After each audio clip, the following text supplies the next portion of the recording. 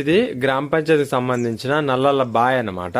దీంట్లో 15 HP motor ఇది rewinding అయితే చేయడం జరిగింది. దీనికి సంబంధించి ఫుల్ రీవైండింగ్ వీడియోస్ అయితే కొన్ని మన ఛానల్లో ఉన్నాయి, అవైతే చూసేయండి. దానికి సంబంధించిన 40 feet బాయ్ లూత్ పైప్ అన్నమాట. ఇది ఇక్కడ నుంచి 2.5 kilometers అయితే పైప్ లైన్ అయితే ఉన్నది.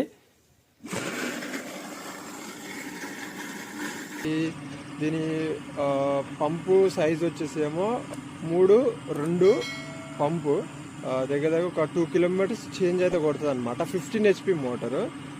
స్టార్ డెల్టాలో మోటార్ని ఉల్టా తిరిగిన మోటార్ని సీదా ఏ విధంగా రన్ చేస్తాం ఏంది అనేది మీకైతే ఒకసారి చూపించే ప్రయత్నం చేస్తా.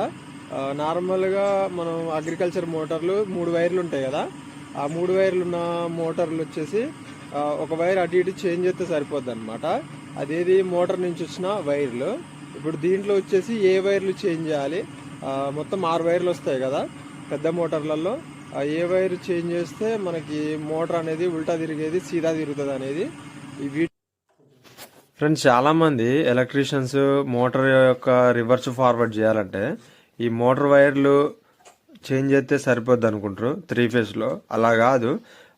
ఈ స్టార్ డెల్టాలు వచ్చేసరికి ఈ మనం A1 B1 C1లు అలానే A2 B2 C2లు ఒక ఫార్ములా ప్రకారం అయితే కనెక్షన్ చేసిన తర్వాత ఫార్వర్డ్ రివర్స్ అనేది ఫ్యూజులలో ఫేజ్లు అనేది చేంజ్ చేసుకుంటే ఫార్వర్డ్ రివర్స్ అయితే అవుతుంది అనమాట. ఇక్కడ మీరు చూడొచ్చు మన 3 phase RYBలో మనం RY అనేది ఈ రెండింటిని కూడా ఎక్స్చేంజ్ అయితే చేస్తున్నాం. మీరైతే చూడొచ్చు. ఇవి ఈ విధంగా ఎక్స్చేంజ్ చేయడం వల్ల ఫార్వర్డ్ రివర్స్ ఆ విధంగా అయితే తిరుగుతుంది అనమాట మోటారు. దాన్ని బట్టి మనం అర్థం చేసుకోవచ్చు మోటార్ ఉల్టానా సీదానా అనేసి. ఓకే ఫ్రెండ్స్, వీడియో అయితే మీకు అర్థమైంది అనుకుంటున్నా. ఈ ఉల్టా అనేది మనం సీదా ఎలా చేయాలంటే ఇప్పుడు మీరు చూసారు కేబుల్స్ ఫేస్ లో అయితే మనం చేంజ్ చేయాల్సి ఉంటుంది. మనం ఏ విధంగా ఆటోమేటిక్స్ కి లైట్ వెలగడానికి ఏ విధంగా ఫేస్ లో అయితే చేంజ్ చేస్తామో ఆ విధంగా మనం దీనికి మెయిన్ సప్లై వైర్లు ఉంటాయి కదా, అవి ఒక 2 అయితే చేంజ్ చేస్తే మనకి ఆటోమేటిక్ గా ఉల్టా నుంచి సీదాలకు అయితే పడిపోతుంది అనమాట. మీకు